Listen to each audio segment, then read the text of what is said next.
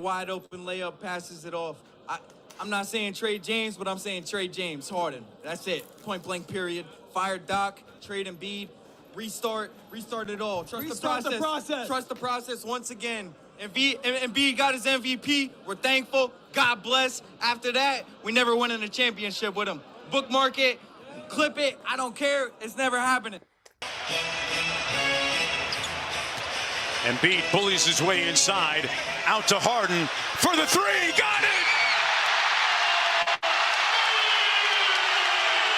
This was the biggest flick of the wrist, Doris. You peel off the corner because you don't want Embiid to beat you, but you're putting yourself in a position for a long closeout. Watch Jaylen Brown come off that strong side corner. Embiid makes the right play. The challenge not good enough. James with a big-time game and a big-time delivery. For the former MVP, this three ball was for his special recovering guest, John Howe. It was for Dr. J looking and watching from above in one of the suites here. And the biggest shot of the season so far comes from that guy, James Harden. D2N2DN.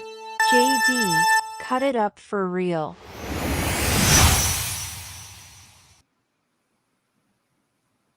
There we go. There we go. What up, what up, what up? What up? Happy Sunday night, y'all. It is the Sports Wheelhouse special post-game Sixers edition. I know we were all a little bit exhausted from that game, but we got to break it down because I have never, and JD, you and I are going to, I feel like I have a lot of agreements on this, but I have never watched a game and thought that a team both didn't deserve to lose and didn't deserve to win a game all at the same time. Facts. We got Eric B checking in already. Yeah, I'm very much in agreement with you on that. I've already thought to myself all the things I want to say. I got like a little laundry list of things I want to talk about. It's a little different format, I'm pretty sure, because we don't have a wheel tonight, do we? We do not have a wheel tonight. No, we're talking Sixers. We're talking Sixers tonight. Okay. So, I mean, we don't have a wheel tonight, but I gotta Sixers. I think there's going to be a little bit of I think we're going to have a little bit of fun with this, just due to the fact that, like, everybody's going to be talking about this and how, like, this whole situation happened with the fan, and then James Harden plays one of his better nights. So, you know, it is what it is. How much you take the first time? All right, so talking about the fan thing, I absolutely love that James Harden is reaching out and bringing this guy now that he's healthy, and the game's for him. But I do not want it to be he only had this game to show off for this fan. I think if that's the narrative, that's stupid. What needed to be said and needed to be done is James Harden needed to show out because his game 3 game was by far one of the worst games of basketball I have ever seen from a professional basketball player. Yes. And Doc made him sit down and watch video. James Harden, game 3, was one of the worst basketball games I have individually seen from any basketball player in the history of the Philadelphia 76ers. It was atrocious. So it could only get up better from here. Now, we're going to break down tonight Joel Embiid being dominant. We're going to break down tonight James Harden and why and when he decides to turn it on, because he does clearly still have that gear, but he only does it when he wants to do it. So that's going to be a topic of conversation. Thanks. We're going to have a topic of conversation about Tobias Harris and the fact of he would not even be a starter on most teams. And once again, he's averaging 9 points and he's on a max contract. We're going to have that conversation. We're going to have the conversation that Boston Celtics are a better team. They have 8 starters. We have 3. We're going to have all these conversations tonight. But the fact of the matter is that the game today, again, in my opinion, first off, they had no business losing that game. You're up almost 20 points. You also had no business winning that game because you blew the lead. So you survived. Which we know the playoffs are up and down. We know that happens. But you survived this game today. And once again, I'm placing it on Glenn. It is through no help of Glenn Rivers. And my point that I'm going to be bringing up about him is when ESPN for Game 3 cut to him in the heat of the battle, in the heated moments. Did Glenn offer a strategy? Did Glenn offer a play? Did Glenn offer anything that is beneficial on the basketball court? No. On the microphone, he got caught giving him a rah-rah. And on a microphone where he goes, are we ready to do this? Come on, guys, are we ready to do this? Like, I used to be in a cover band. Like, come on, guys, I can't hear you. Yeah. You are a professional basketball coach, and the best you can offer is, come on, guys, I can't hear you. Like, are we ready to do this? Glenn Rivers is a problem. Even if they win this series, which, again, I think is still way up in the air. The series should go 7. The series should go 7, and we're going to talk about the kind of the pathway to win it. But I truly feel, and JD and I have had this conversation now for months and months and even years. If they do not make it out of the second round this year, if they can fire in Milwaukee the guy that just won a championship, a championship winning Glenn Budenholzer, because they get knocked out in the first round, Glenn Rivers can be on the hot seat. That's all I'm gonna say. JD thoughts. All right. So this is just gonna be my opening thoughts. I don't agree with this young fella that has this really big rant that we're talking about. This guy is, man, he's what everybody's thinking. And we got people checking in, if 76ers will not win. And I am very much in the mindset that they may not win this thing. Not only do I think they shouldn't win it, but on paper, like you said, they got 8 starters with the Celtics. The fact that they have not swept them is actually kind of bad on their part. They have no business in games with the Celtics. If you look at their roster and ours, like we got some guys that should be working at Piggly Wiggly. So I mean, let's just be honest. I mean, that just goes as a testament of what Joel really is. If Harden can have these type of games, but look at what it's taking just to win, and then how we're winning. Like we're barely winning by the skin of our teeth when we are winning, and it's taking like an astronomical effort from a dude that's like 95 years old in basketball years, and then another guy whose body is pretty much 95 years old in basketball years. So as far as that goes, I'm very, very content with what's going to happen because I kind of know where it was going. I expected a loss today. I said it this morning on my little rant this morning. Like I expected them full out to come out and lose, just because that's what they've been putting out. That's the product they've been putting out. And if it takes 40-something points from a guy that's 150 years old in basketball years and him to have a big game, but the guy that you pay for max contract money to is only going to average like 7, 8. He can't guard a parked car. He's been fouling. They got guys like Milton coming in. Like Milton should be bagging groceries at Piggly Wiggly. It's terrible, man. And so like you got a bunch of dudes that are basically role players. This is no better than when Allen Iverson went to the finals in 2001. This is no better than that. Like it's the same too. So and I got a terrible take that I want to share with you. Right. So again, because the social media has happened. So a buddy of mine posts how many more generational talents are going to be wasted in Philly. Embiid's right up there with Lindros. And that take I agree with. Right? Eric Lindros from the Flyers, generational talent wasted. Right. Joel Embiid, currently a generational talent wasted. Allen Iverson, a generational talent wasted. So I agree with all that. Here's the bad take. Are you ready? Let's go. Somebody responded. Ugh. Clumsy 7-foot dude who never learned to and doesn't want to play in the paint is hardly a generational talent. Hold on. Okay. First off, number Thoughts? one. Yes, lots of them. First off, number one, let's just start with this. He is 7 foot. He is that dude, but he might be better. He might be a better ball handler and a better floor general than some people. That's like saying Jokic should be with his back to the basket constantly. These two bigs right here are not your normal typical big. They ain't your Shaqs. Like like that's Eric agrees. It just says wow. Like I mean, if you know, Wait, he doubled down. You want to hear the other two? Okay. Same guy on the same thread. He could have been better than Tim Duncan. What? Tim Duncan's a Hall of Famer. What is he? Here you go. Ready? The best part.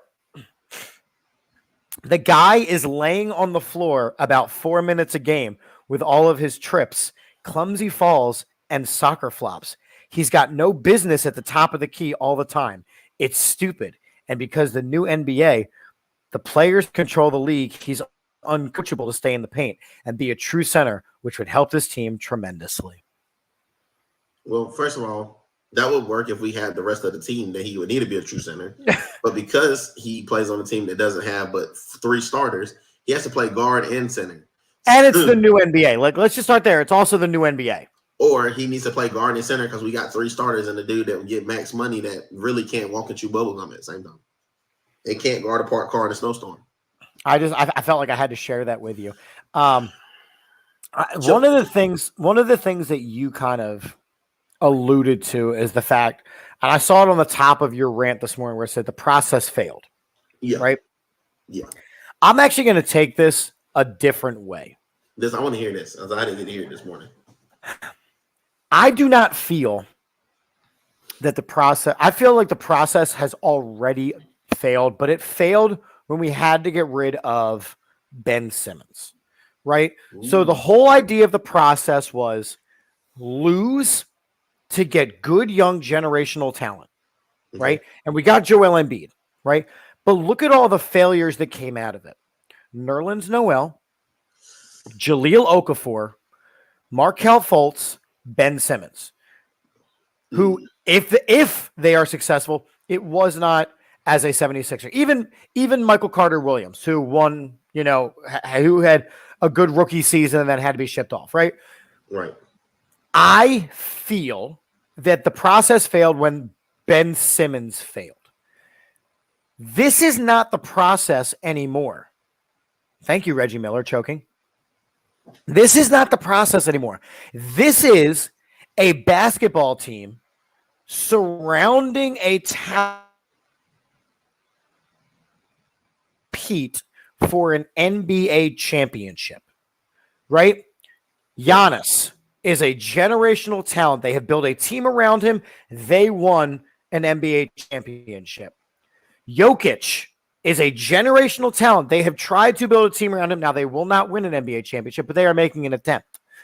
This is not that anymore. While we got Joel Embiid through the process is now complete with him being the dominant center that he is. When Ben Simmons, the last real big draft pick for us, was shipped away, the process was officially considered a failure.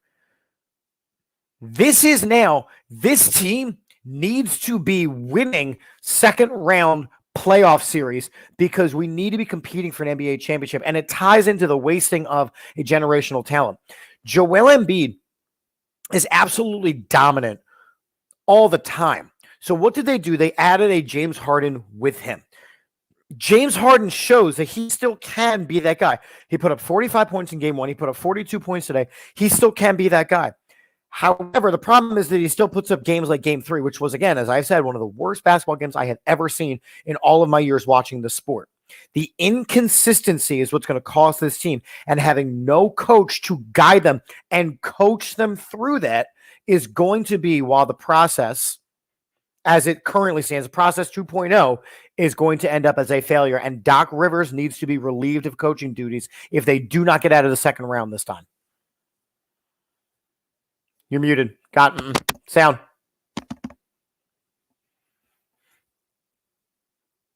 You switched cameras, so I think it switched audios.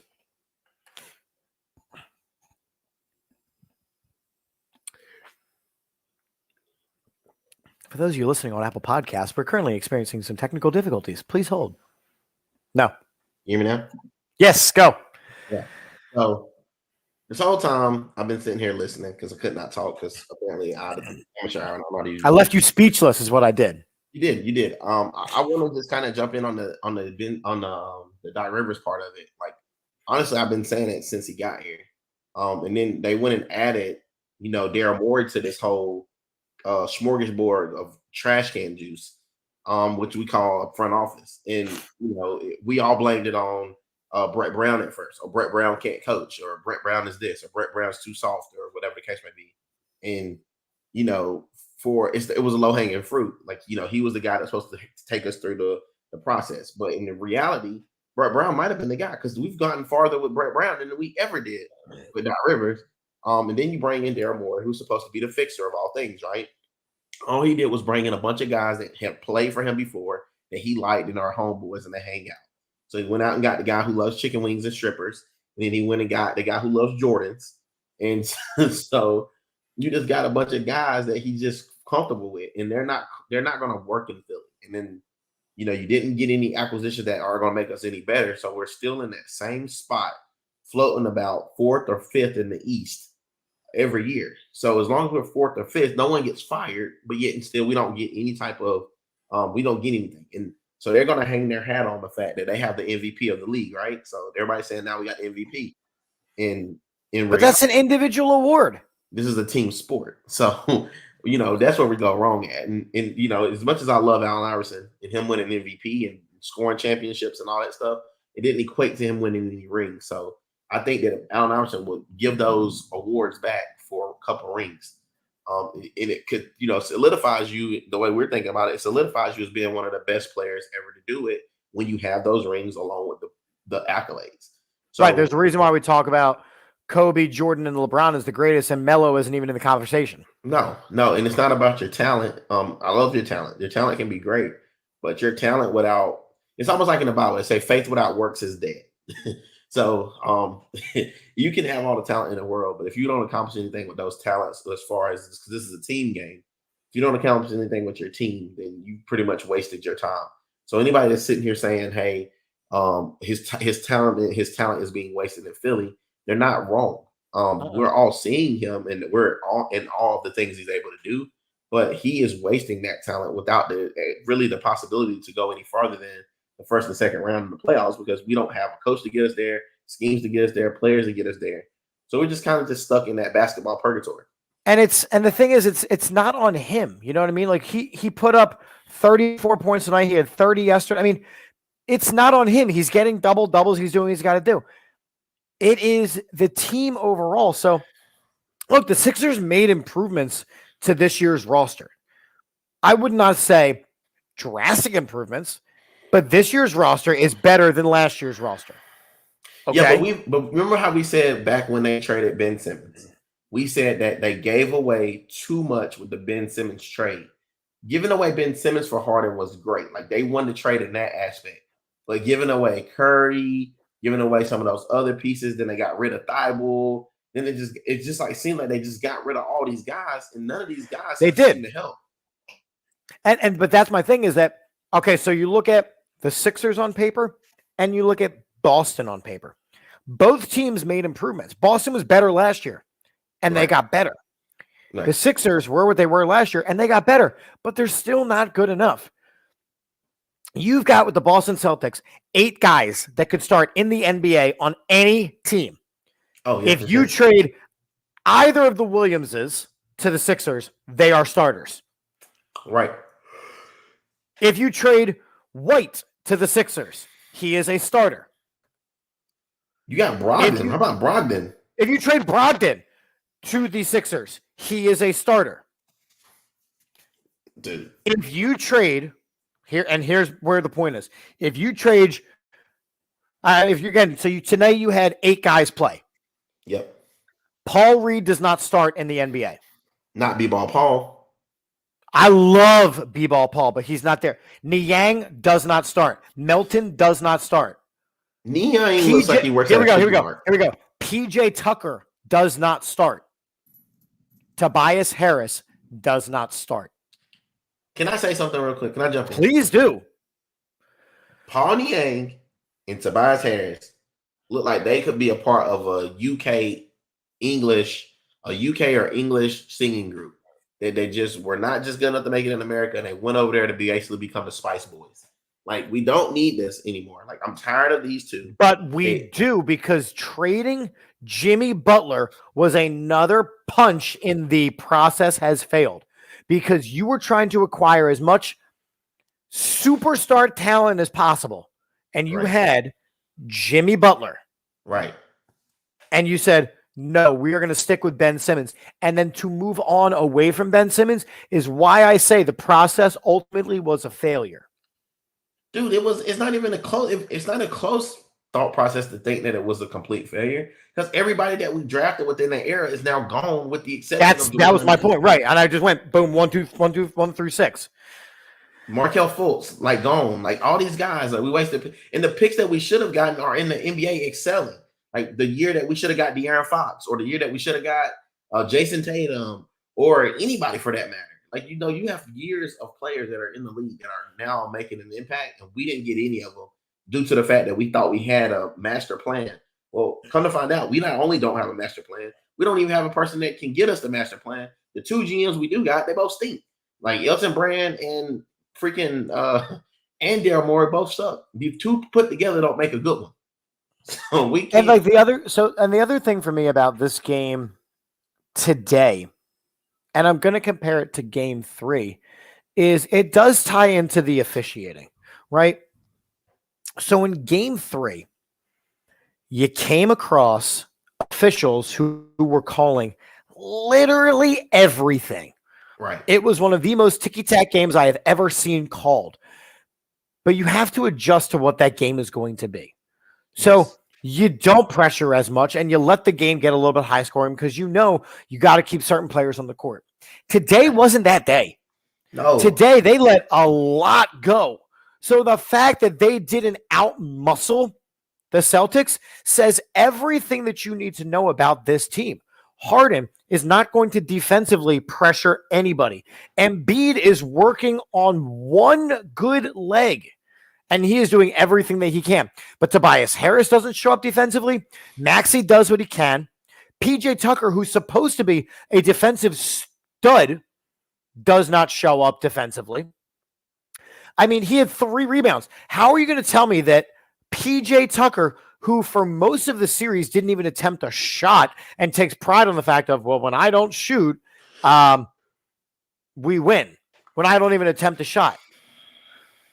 Okay, well, if you're not going to attempt a shot and you're going to play 31 minutes, you better be double digits in rebounds, because Joel Embiid can't get down low and bang. But instead, Embiid finishes with 13 rebounds. Harden has 8. Maxey has 8. Tobias has 7. This is that moment where that Ben Simmons curse is really coming in. Because we got rid of that guy because he wouldn't shoot a layup, right? Right.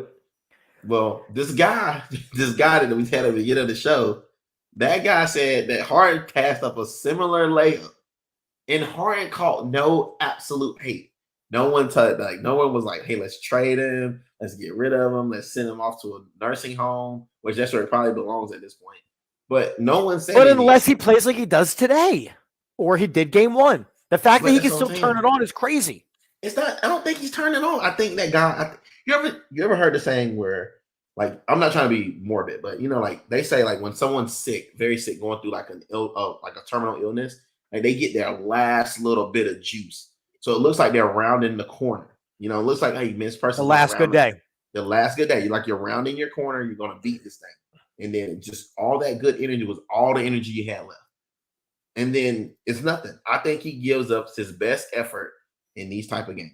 But if it comes down to a game where it's chippy, he's got to defend. He's got to be able to guard a parked car. He's got to be able to, do something other than just stand there, shoot threes, and look pretty and cry for calls like LeBron James. Like, you just get to a point where you just have to you just got to call it. Like, I'm calling a spade a spade. He will not be able to do this again for the rest of the series. And if he does do it, he won't be able to do it next series. So even if they do make it through.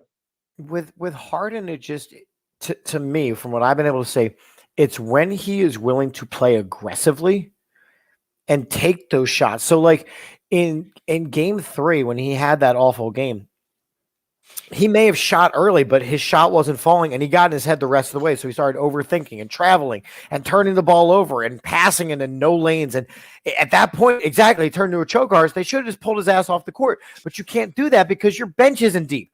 Whereas for the Celtics, obviously, like, you're going to keep Jaylen Brown and Jason Tatum on because they're guys. But if Al Horford's struggling, you can put in Robert Williams. You can put in Grant Williams to fill the job. If Marcus Smart is struggling, you can put in Derek White. You can put in Malcolm Brogdon. Like, there's one-to-one replacements. If James Harden is struggling, you have nobody. You have a struggling James Harden is what you have. That's what you get. Right. And the fact of the matter is that because it's that 1A, it's that 1-and-1A superstar combination, you really can't have James Harden struggling. It's turning into the choke artist thing again. He showed up in game 1 because Joel Embiid wasn't playing. Game 2 was about getting Joel Embiid the ball again because he was back. Yes. And that was great. But they got the shit kicked out of them because they were trying to remember how to play with Joel Embiid because 2 weeks is forever.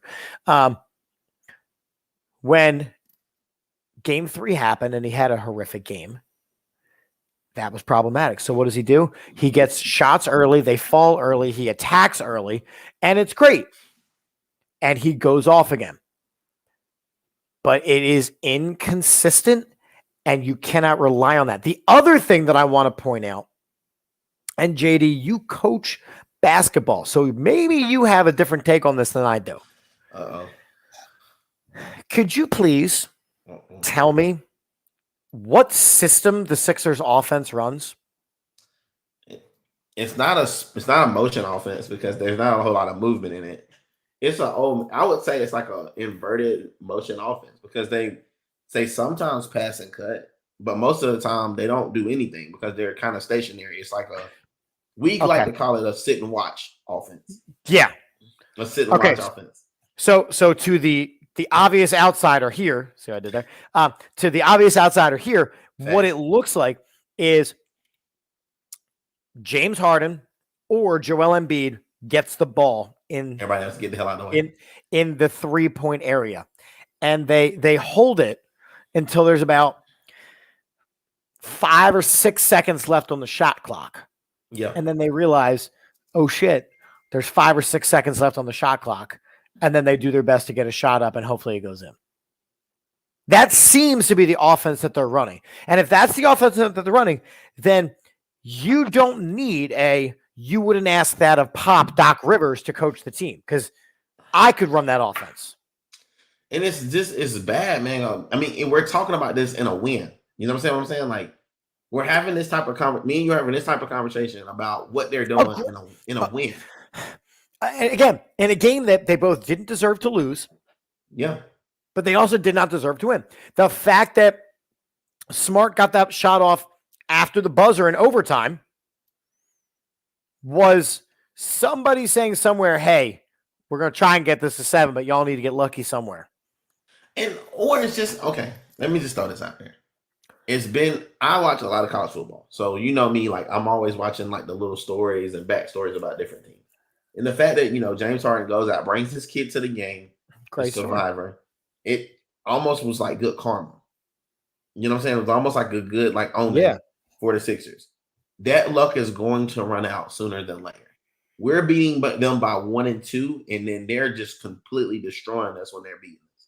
So there's clearly one team that is outmatched opposed to the other. We have to figure out how to stop them in some way, shape, or form. And we can't figure it out for whatever reason. We can't hold a lead. That's a bit of coaching. But furthermore, more than that, just being a coach, like there's going to be runs that's going to be made within the game. That's the whole game of basketball. Can you handle their best punch? We did handle their best punch. However, there was some luck that happened down the line where this guy shoots the ball a quarter of a second too late and gets it out of his hand. If he doesn't, the whole season is pretty much a wrap because they're going to go to Boston and pretty much put the nail in the coffin. But because someone is out there looking out for us, we survive. Like you said, we don't win, we just survive. So we're surviving. We're going to go. We get another game and we get another shot at Boston, and then we get a chance to come home, right? So we'll go to Boston, get a chance to come home, and then we'll go to them to finish it off. It goes to 7, right? Yeah. That's the rotation. Okay. So for those of you guys in TV land or, at home in front of your computer, I want you to think about this. We beat them by 2, and I think between 2 and 10 points. They beat us by damn near 30, 20 something. So eventually we're due for another 20 piece loss next game if you follow the pattern. So, I don't know. Like, I'm thrilled. Like, I'm just thrilled about it, man. I'm sick about the way that it's going. I don't want to stay on here too long because we're at our 30-minute mark, but I wanted to throw this out to you and we can kind of wrap up with kind of this part. Best case scenario. What's your best case scenario and then your worst case scenario? And then I'll give mine and then we can kind of. I mean, my best case scenario is the Sixers win the next 2 games and end this shit. And we go to the Eastern Conference Finals. A very lucky team because we beat a very, very, very good Boston team. Yeah. Mikey, that's my best case scenario. Miguel, Mikey put that one up. Yeah, I thought the 30-point win was coming tonight. I didn't. I do also think that the one I said was like my best case scenario 1, and like my 1A is best case scenario. They lose the next 2 and then they fire Doc. That would help next year's team, but I feel like this team has a little bit more in them. My worst case scenario along those lines is they lose the next 2 in ugly fashion and they don't fire Doc. That's worst case scenario. That's worst case scenario. They lose the next 2 in really ugly fashion and they choose to not fire Doc, even though he was eliminated in the second round again. Okay. If you want my honest, can I give my honest opinion? Absolutely not. I like nothing but lies. Okay. Well, this is my show, so I do what I want. So this is our show. We do what we want. So first off, I think best case scenario for the Sixers is, and I'm thinking long term because this short term stuff is over. I do believe you get rid of the best case scenario is we win the next 2, but we realize this is not the future. So we get out the. Actually, I think best case scenario we lose. We lose one of these. The best case scenario for the Sixers is not to make it out because if you make it out, it proves that you're fine the way you are, and I think that was what we don't need. It's instant gratification on getting past a certain level, but it doesn't fix our issue. I believe we should lose these next 2, be done with that part of it. They fire Doc and they fire Morey, and they tear this thing apart. They just break it down to the studs. I think Sixers fans can handle that. We've already been through it once. I think we can handle a rebuild. What I think we can't, especially because the Eagles are so good, I think the Philly fans can handle the Sixers being bad again because the Eagles are doing good. So that's fine. And the Phillies just made it to the World Series not too long ago. So we're legit and we're not in a bad spot as far as sports. The worst case scenario is not only do they not fire Doc Rivers, but they re-sign PJ Tucker and the whole peanut gallery. They keep Daryl Morey on, and he continues his effery for the rest of it. I just don't trust Doc in these conference finals or the NBA final. It will hurt less if they lose now. Yes. I think that I understand the idea of tearing it down to the studs. I think the problem is that you cannot do that necessarily because of where Joel Embiid is in his career. I think if you have to tear it all the way down to the studs, you have to trade Joel Embiid. Because I don't think he's going to be willing to, nor should he have to sit through a rebuild. I just think you trade him out of the Eastern Conference. Like, I'm not saying you don't. I'm not saying you do. I'm saying I would not make the mistake of trading him to a contender of anyone. I would trade him to Sacramento to help. They're a contender now. And I trade them to Sacramento and let Joel have a chance. Sacramento will love him. You trade him out to Sacramento somewhere they got a young team. He's now a veteran. He can now give those guys some tutelage. You put him with Sabonis or somebody like that. I wouldn't trade him to Golden State. I just think that that would just be a cheap. There's only one basketball. You don't trade him to Golden State. I do think you can trade him to, but you know what? The next wave is Sacramento. I'm being honest with you. I know Oh, for sure. For sure. But like, I like Golden State, you can't trade him to Golden State. If I'm Joel Embiid, I don't want to go to Golden State because Curry's going to get his shots. Clay's going to get his.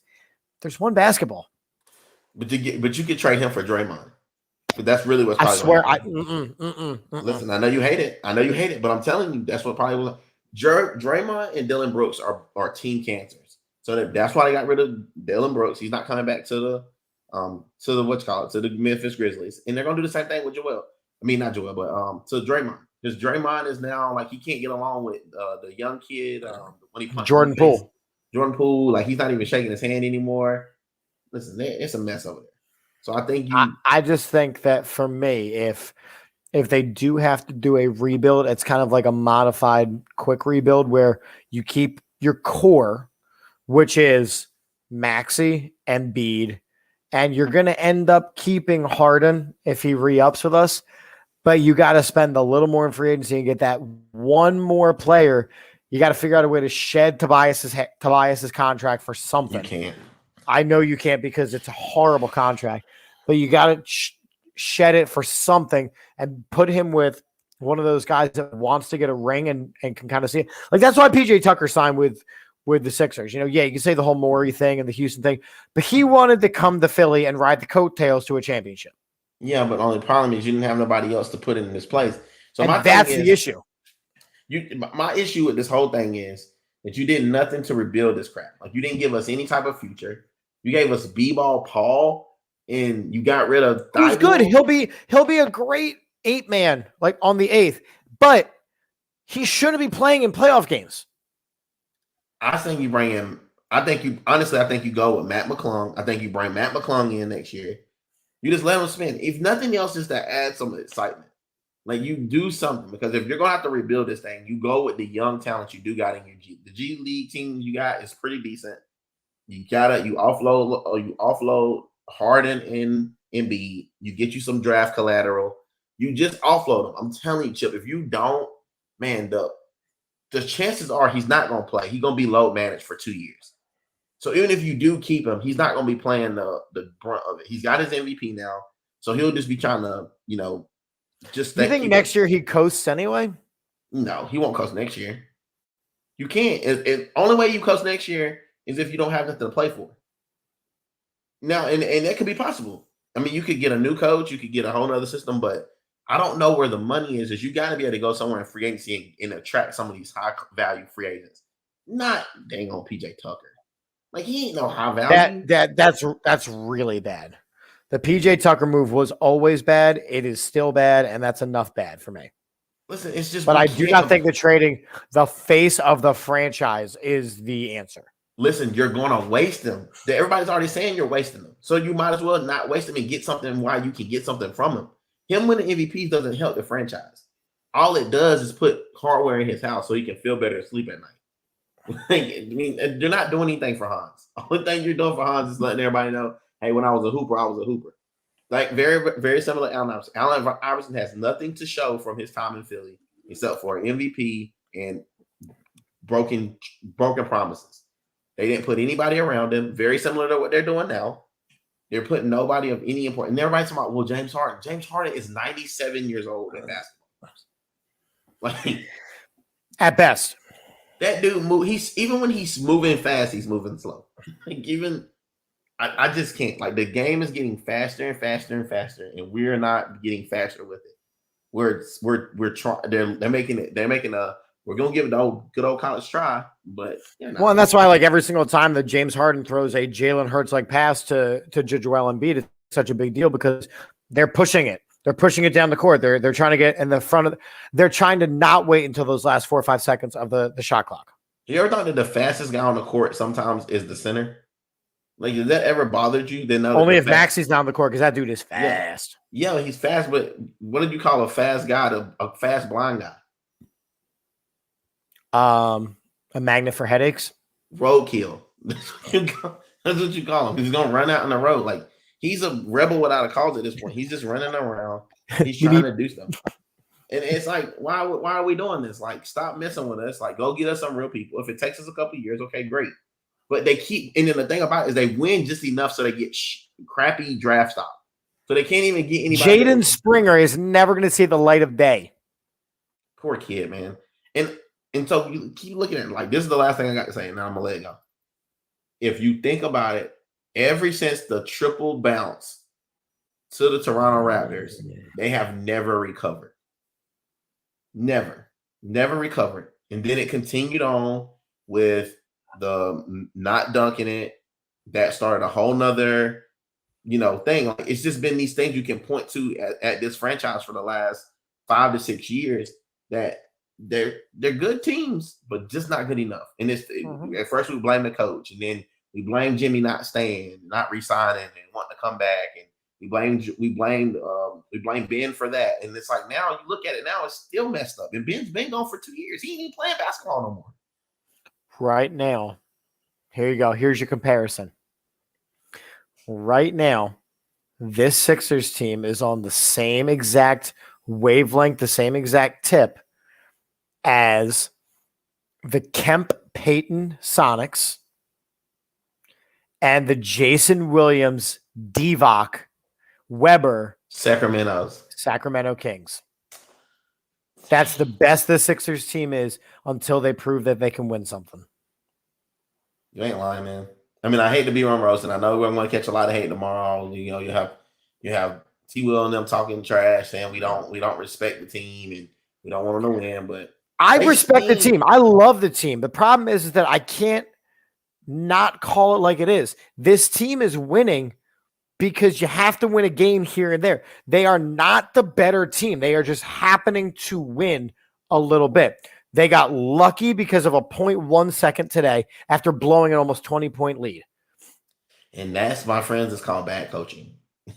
Or no coaching. In any way, shape, or form. You lose a 20-point lead on any level, high school, college, Pop Warner, church league. If you lose a 20-point lead, you are a bad coach or you don't have a coach. And I think at this point in the game, Doc is known for blowing humongous leads. That's what he's known for. I didn't hear you. Let's go. First of all, what Pop lose a 20-point lead, Brett Brown is Doc Rivers is Brett Brown 2.0. False.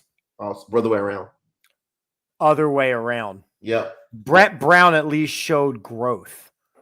They really should have fired Brett. Brett Brown managed a process team to playoffs. He managed multiple players to rookies of the year. He developed Joel Embiid to where he is. You cannot say that Joel Embiid is a product of Doc Rivers. He is a product of Brett Brown. And just throw this out there one more time. And I'm in it. I swear I'm in it on this. You take away, if you would somehow find a way to offload Ben Simmons when the signing of Jimmy Butler happens, Brett Brown stays and he probably wins the championship the next year.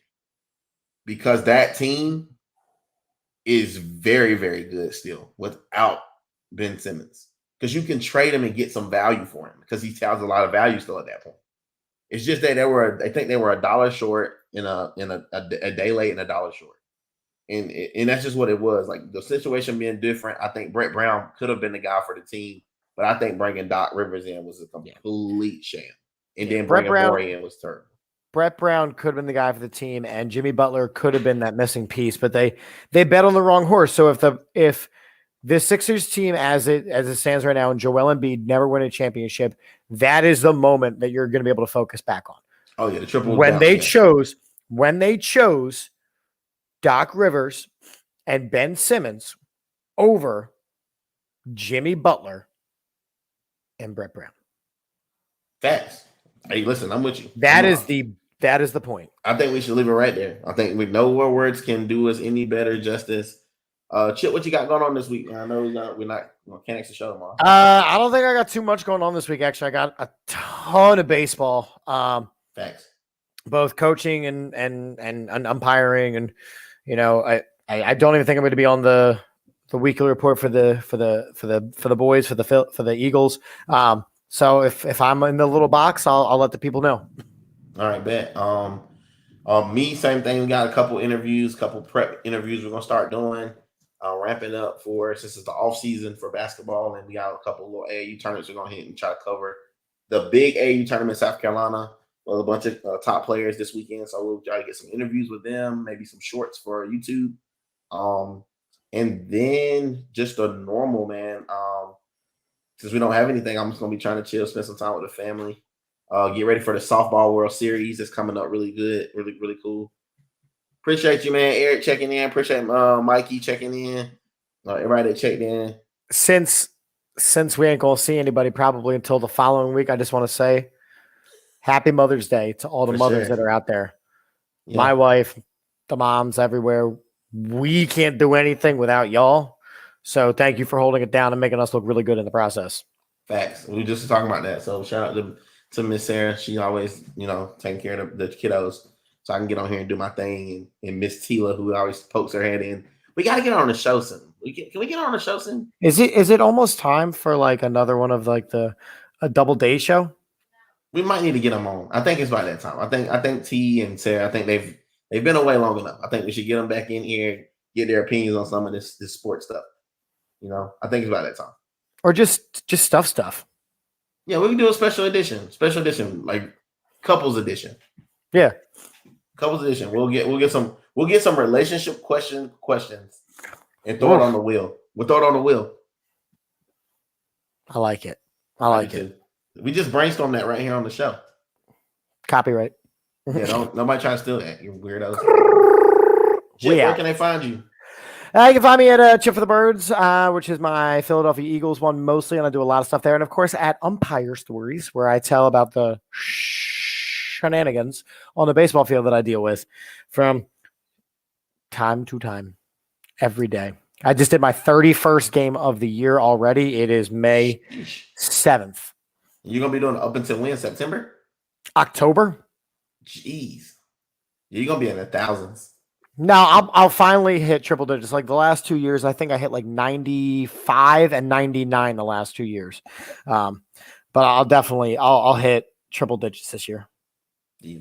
Okay. Well, I feel bad for you on that. I like it. I'm a glutton for punishment. I enjoy it. I know. Keep trucking. You